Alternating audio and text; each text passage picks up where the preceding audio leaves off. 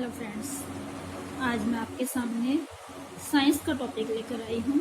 Hope so you will like. The topic is about matter. इस topic के अंदर हम मैटर को डिटेल में पढ़ने वाले हैं, उसकी क्लासिफिकेशंस के बारे में जानने वाले हैं। इस टॉपिक की अपनी एक इम्पोर्टेंस है। ये टॉपिक साइंस में एवरीवेयर अप्लाई होता है, चाहे वो आप 9th क्लास की स्टडी कर रहे हो, चाहे 10th की, 11th की, 12th की, या आप हायर स्टडी करेंगे। जब तक आप मैटर के बारे में डिटेल में नहीं जानेंगे, आप साइंस को या यूँ कहें कि केमिस्ट्री को अच्छे से नहीं जान पाएंगे। तो हम इस टॉपिक को स्टार्ट करते हैं। तो टॉपिक है what is matter. Topic is matter. तो हम मैटर के बारे में जानते हैं यहाँ पर कि देखिए, मैटर वो चीज़ होती है जो हमारे आसपास की चीज़ें हैं, जिनका अपना खुद का एक भार होता है, मास होता है, जो जगह को घेरती है, स्पेस ऑक्यूपाई करती है, और जिसे हम अपनी 5 सेंसेस को यूज करके फील कर सकते हैं। Matter is defined as anything that occupy space, possesses mass and presence of which can be felt by any one or more of our 5 senses। जैसे एयर है हमारे आसपास। एयर क्या है? मैटर है। कैसे कह सकते हैं हम कि एयर मैटर है? देखिए, एयर को आप फील कर सकते हैं। हवा में खड़े हो जाएंगे, हमें पता चलेगा आसपास हवा चल रही है। हम भले ही हम उसे टच नहीं कर सकते, बट हमारी बॉडी पे हम फील कर सकते हैं। अगर उसे एक बैलून में भर लेंगे तो वो स्पेस भी ऑक्यूपाई कर लेगी, और वेट करके देखेंगे तो उसका कुछ ना कुछ मास भी होगा। तो इसलिए एयर भी हमारा एक मैटर है। और कुछ एग्जाम्पल्स हैं मैटर के: cloth, iron, gold, plastic, would, water, milk, petrol and so on. तो आगे हम बात करते हैं क्लासिफिकेशन ऑफ मैटर की। मैटर को किस तरीके से क्लासीफाई कर सकते हैं? मैटर को हम 2 वेज में क्लासीफाई कर सकते हैं। पहला वे हो सकता है फिजिकल क्लासिफिकेशन, और दूसरा वे हो सकता है केमिकल क्लासिफिकेशन का।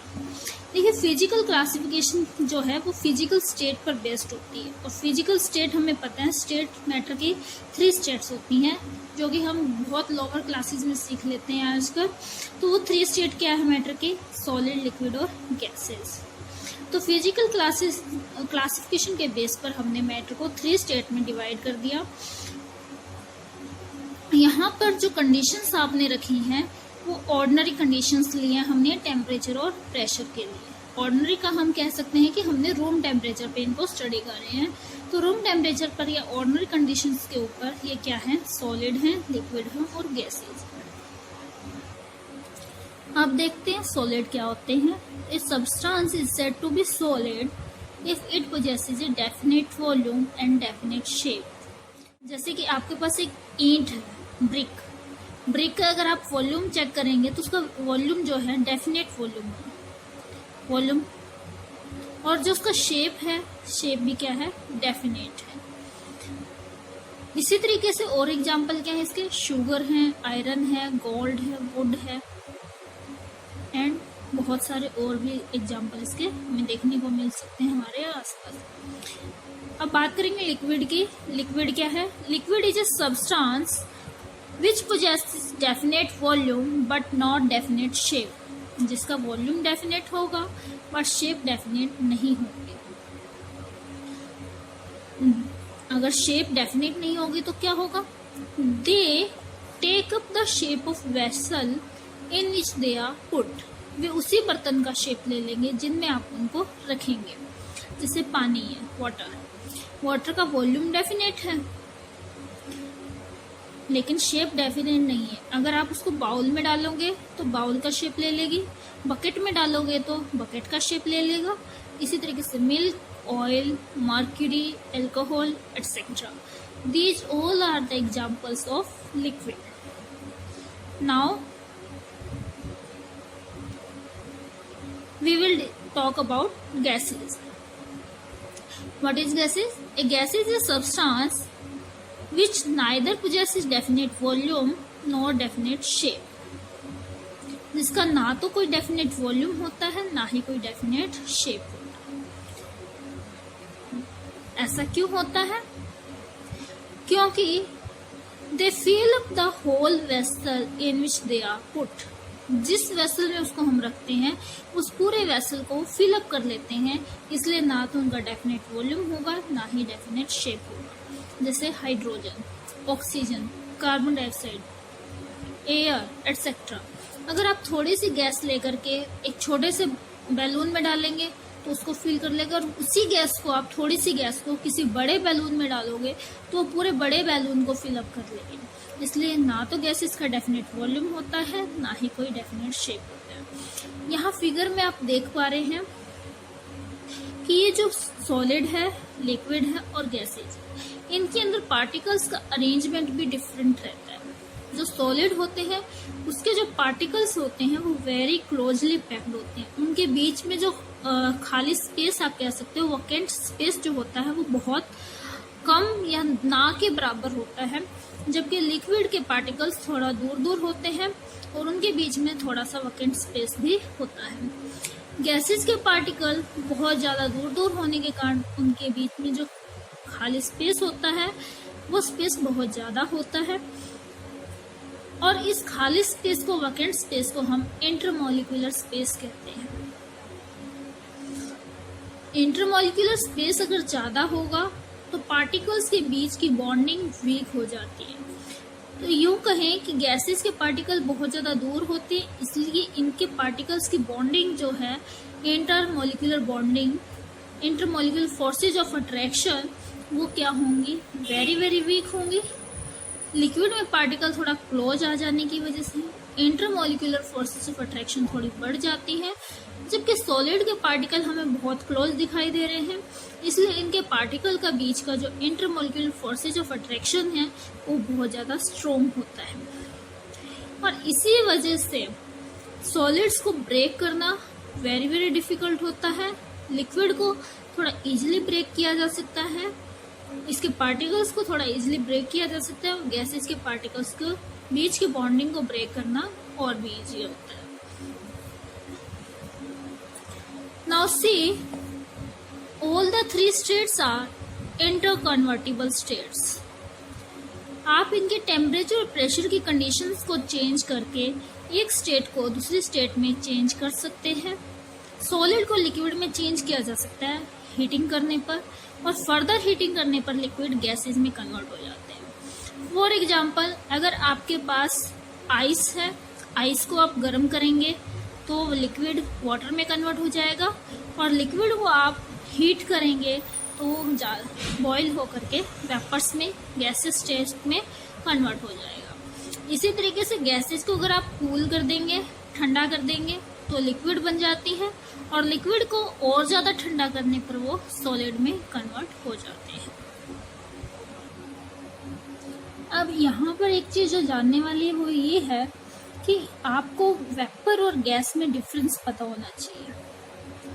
अगर कोई गैस रूम टेम्परेचर के ऊपर गैसेस स्टेट में है तो गैस कहलाती है। कोई सब्सटेंस अगर रूम टेम्परेचर पर गैसियस फॉर्म में है तो वो गैस कहलाएगी। बट कोई सब्सटेंस अगर रूम टेम्परेचर पर लिक्विड था और उसको रूम टेम्परेचर से ज़्यादा गर्म करने पर अगर वो वेपर्स में कन्वर्ट हुआ है, गैसेस स्टेट में कन्वर्ट हुआ है, तो वो वेपर कहलाएगा, गैस नहीं। जैसे हम जान सकते हैं हाइड्रोजन है, ऑक्सीजन है, वो हमारी हवा में रूम टेम्परेचर पर गैसेस फॉर्म में है, इसलिए हम उनको गैसेस कहते हैं। Hydrogen gas, oxygen gas, vapours नहीं कहते।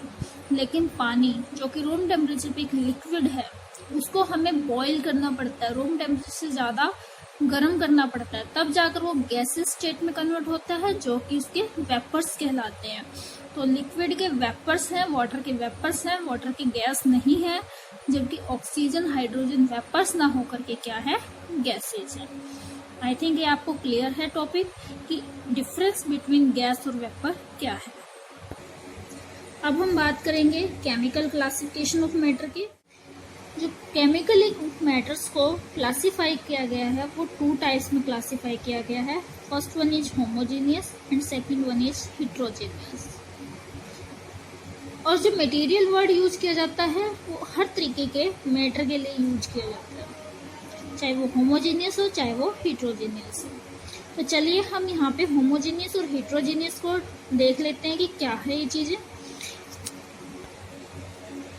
ए material is said to be homogeneous, किसी मटेरियल को हम होमोजीनियस कहेंगे if it has uniform composition and identical properties throughout. अगर इसका कंपोजिशन और प्रॉपर्टीज एक जैसी हैं, पूरे मटेरियल के अंदर एक जैसी हैं, तो मटेरियल होमोजीनियस कहलाता है। और if a material is said to be homogeneous if it consist of only one phase. जो फेज वर्ड यूज किया गया है वो uniform composition and identical properties के लिए यूज किया गया।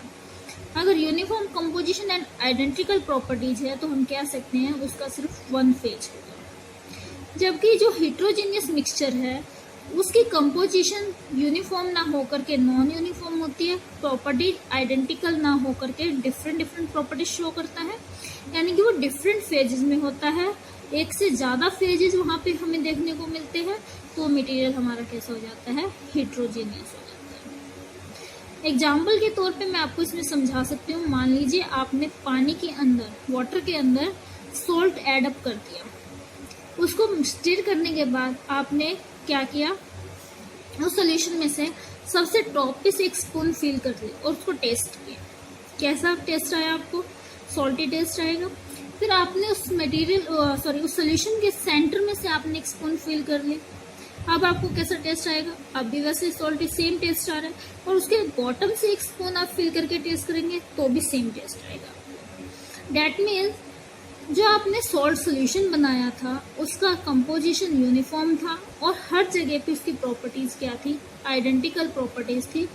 अब वाटर और सॉल्ट दोनों मिक्स होकर के उन्होंने एक प्रॉपर्टी आपको, आइडेंटिकल प्रॉपर्टी आपने वहाँ पे अचीव कर दी। जबकि हेट्रोजेनियस मिक्सचर आप कैसे समझ सकते हो, आपने वाटर ऐड किया एक बाउल के अंदर और उस पर आपने क्या किया, कुछ ड्रॉप्स कह सकते हो या कुछ क्वांटिटी आप ऑयल की डाल सकते हो। उसको अच्छे से स्टिर करेंगे और कुछ टाइम के लिए आप रखेंगे। देखेंगे क्या कि आपके कुछ टाइम के बाद वहाँ पर दो फेजेस क्रिएट हो जाते हैं। बॉटम फेज जो था वो वाटर दिखाई दे रहा है आपको, और टॉप लेयर या टॉप फेज जो है आपका वो ऑयल का है।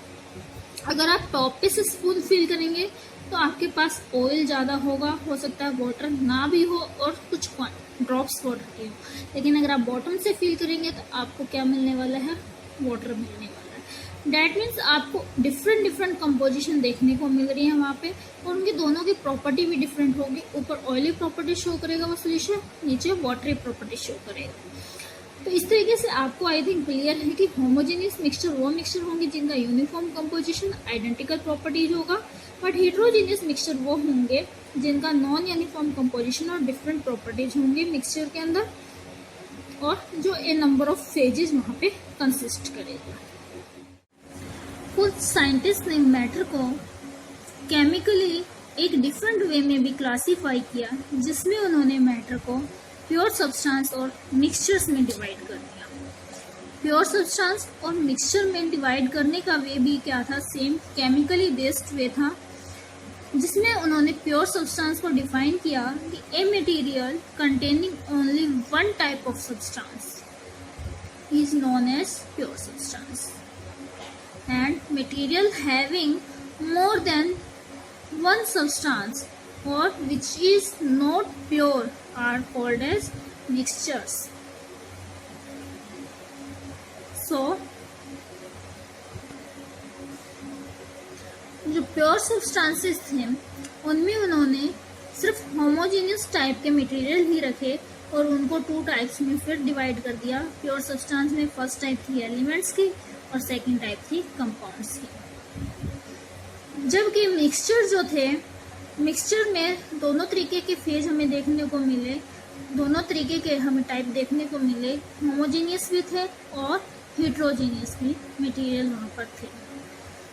अब इसी का एक चार्ट हम यहाँ पर देखते हैं। मैटर को हमने सबसे पहले फिजिकली क्लासीफाई किया। फिजिकल में हमने सॉलिड, लिक्विड और गैस 3 स्टेट में उसको डिफाइन किया। फिर हमने मैटर को केमिकली डिफाइन किया।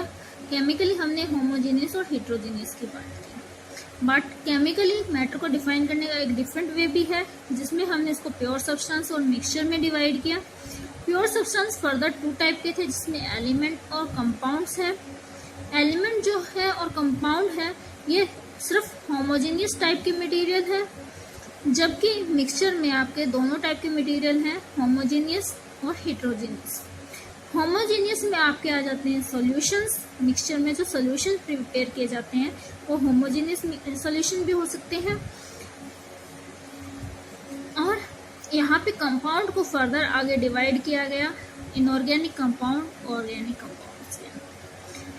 ये आज के टॉपिक का हमारा चार्ट था, जिसमें हम इसको हाफ कर चुके हैं, और नेक्स्ट आने वाले वीडियोस में हम एलिमेंट्स, कंपाउंड्स और मिक्सचर्स को डिटेल में करने वाले हैं।